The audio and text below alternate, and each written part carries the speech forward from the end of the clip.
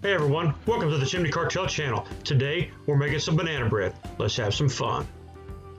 They say you can't make an omelet without breaking a few eggs. The same's true with banana bread. Notice the one-handed action. If you get an eggshell into your eggs, don't worry. Use the empty shell to get it out. It magically attracts it. There's your pro tip for the day.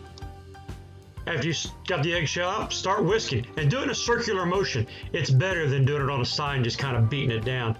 That's how you really whisk. Pro tip number 2. After you're done whisking, set it aside. Put a stick of butter in a bowl, place it in the microwave to get it softened, get it melted, so it'll be all ready for you to add 3/4 cups of brown sugar. Mix those two together, and you can, it's so good, you can probably eat this just by itself. Butter and sugar, what better concoction could there be? But it's probably not that healthy for you, so you might not want to.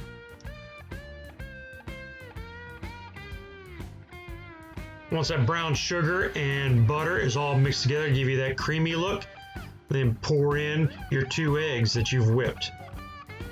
And then what you'll do with those is you'll mix them all together. Now, once it's thoroughly mixed, here comes the fun part. You get to start smushing bananas. The recipe calls for 2.5 cups of smushed bananas. I only had 3 bananas, so that's what I used.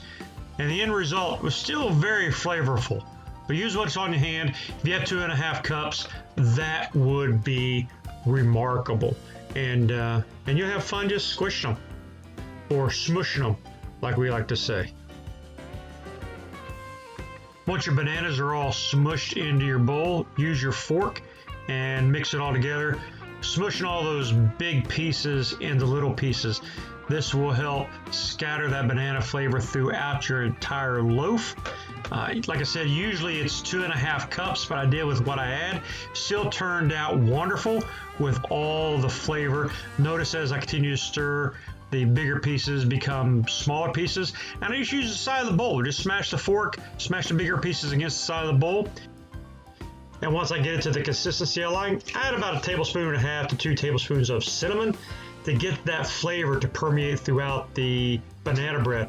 I love some cinnamon in my banana bread. And just mix all that together and then get it ready to add about 2 cups of flour. Now, once you get all your flour poured in, here comes the fun part again. You get to stir. We all love stirring.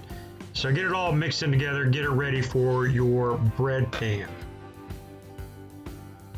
Pro tip number 3, have a prepared bread pan with a piece of parchment paper in the bottom. That'll help for later use. Then you pour your mixture all through it, get it all evenly spread throughout the pan.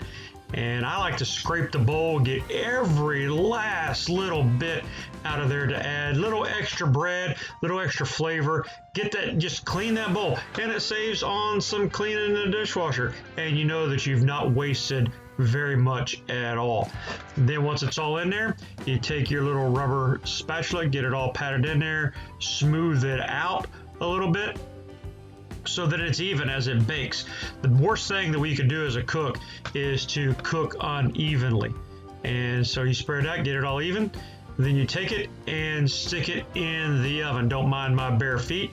It was a Sunday morning and I wanted to make some bread. Bare feet aside, I place my bread mixture into the oven at about 350 degrees for 30 minutes. And there is your end results. Look how golden brown that is across the top. Just to ensure that it's done, I take a skewer, put it down right in the middle to make sure the middle's done, and it came out clean as a whistle, as you can see. Then I take it, flip it over onto a cooling rack. Notice how easy it came out. That parchment paper in the bottom helps it keep from sticking to the bottom, and it comes out perfect. After it cools enough, I take my Gunter Wilhelm knife, slice it up into slices, and there we have banana bread on a Sunday morning. Follow us on all of our social media apps, and don't forget to subscribe to this channel for more great recipes.